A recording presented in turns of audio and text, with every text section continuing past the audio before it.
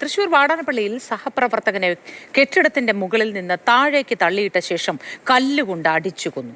മദ്യപിച്ചുണ്ടായ വാക്കുതർക്കത്തിനിടയിലാണ് ഷാജു ചാക്കോ അനിൽകുമാറിനെ കൊലപ്പെടുത്തിയത്. MS ലിഷോയ് കൂടുതൽ വിവരങ്ങളുമായി ചേർന്നു. ലിഷോയ്, ഇത് എപ്പോഴാണ് സംഭവം? എന്താണ് കൊലപാതകത്തിലേക്ക് കലാശിച്ച സംഭവം? ഇന്നലെ രാത്രിയാണ് ഈ സംഭവം ഉണ്ടായത്. ഇന്നലെ രാത്രി 11:30 കൂടിയാണ് ഈ ഇരുവരും വാടാനപ്പള്ളിയിലെ ഒരു സ്വകാര്യ സ്ഥാപനത്തിൽ ജോലി ചെയ്യുന്ന 2 പേരാണ്. അവർ ഒന്നിച്ചിരുന്ന് മദ്യപിക്കുകയായിരുന്നു. മദ്യപാനത്തിനിടെ ഇവർ തമ്മിൽ തർക്കമുണ്ടായി. അങ്ങനെ പത്തനംതിട്ട സ്വദേശിയായ അനിൽകുമാറിനെയാണ് കൊലപ്പെടുത്തിയത്. ആദ്യം അനിൽകുമാറിനെ സുഹൃത്തായ ഷാജു ചാക്കോ ഇവർ താമസിക്കുന്ന കെട്ടിടത്തിന് മുകളിൽ നിന്ന് താഴേക്ക് തള്ളിയിടുകയായിരുന്നു. അതിനുശേഷം ഷാജുവും താഴേക്ക് ചാടി.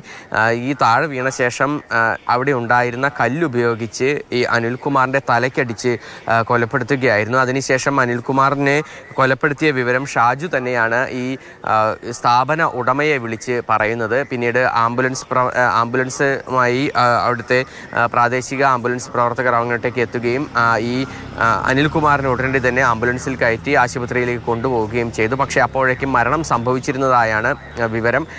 പിന്നീട് ഈ ഷാജു ചാക്കോയെ ഈ പോലീസ് അറസ്റ്റ് ചെയ്യുകയും നിലവിൽ ഇയാൾ പോലീസ് കസ്റ്റഡിയിലാണ് ഉള്ളത്.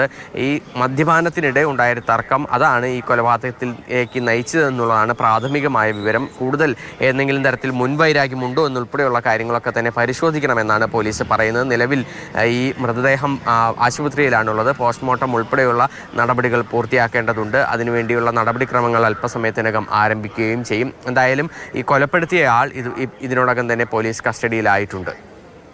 ശരി ലിഷോയ്, ഇരുവരും തമ്മിലുള്ള തർക്കത്തെ തുടർന്നാണ് കൊലപാതകം ഉണ്ടായത് എന്നാണ് പറയുന്നത്.